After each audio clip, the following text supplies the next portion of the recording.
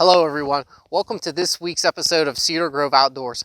I'm your host, Greg, and I want to talk to you a little bit about what's been going on, where I'm at in my trapping season. So end of November rolled into bear season. Bear season rolls into deer season.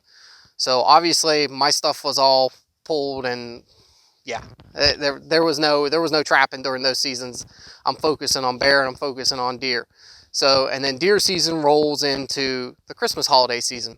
My grandmother came in from out of town from Cleveland, Ohio. So obviously I'm not going to have any time to handle traps or maintain them during that spell. But boy, I'm glad I didn't have anything out. We had a cold snap like no other. We had negative 40-mile-an-hour winds from that spell. Brutally cold. But the critters were moving. I had trail cameras out this whole time. I'm keeping an eye and trying to, kind of get a little bit of an inventory of what's still going on in the land there when I'm not there. So I'm going to go ahead and I'm going to share a bunch of those pictures with you here. So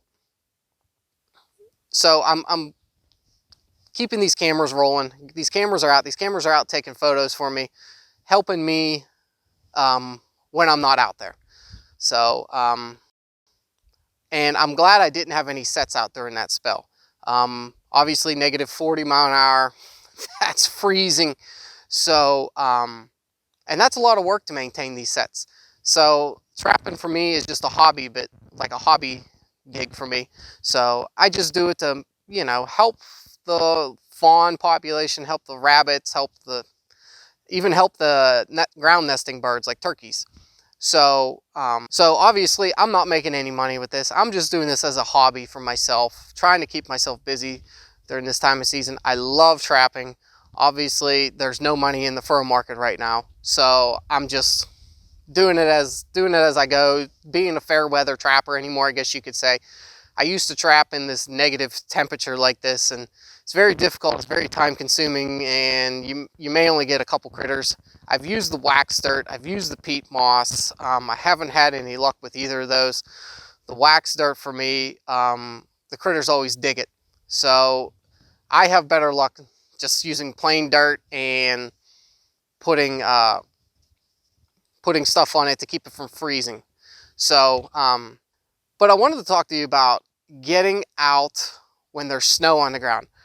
Perfect time to do scouting, perfect time to look around, perfect time to see what's in your area still, perfect time to maybe rethink where you're putting your sets, to maybe help yourself put a little more fur in the shed. I've probably walked between 8 and 9 miles today. Be quite honest with you, the fur population I'm seeing doesn't look very good. So I've kind of narrowed it down to a couple choke points that I'm going to be setting at now, and on this place, and hopefully it'll help me put a little more fur in the shed. But I just wanted to give you guys a heads up of where I'm at. I've been on kind of a hiatus, so I will be hitting it again here this week. We're looking at temperatures climbing from 0 degrees a few days ago, 20s, 30s at the end of the week, 40s midweek, 50s and even 60s next week. So it's going to be good trapping weather again. It's going to be a mud hole, but we're going to give it a go, and we're going to see if we can get anything. And encourage you guys to stay tuned, and hopefully next episode I'll have maybe some set footage to show you or some catch footage to show you. We'll see you guys out there.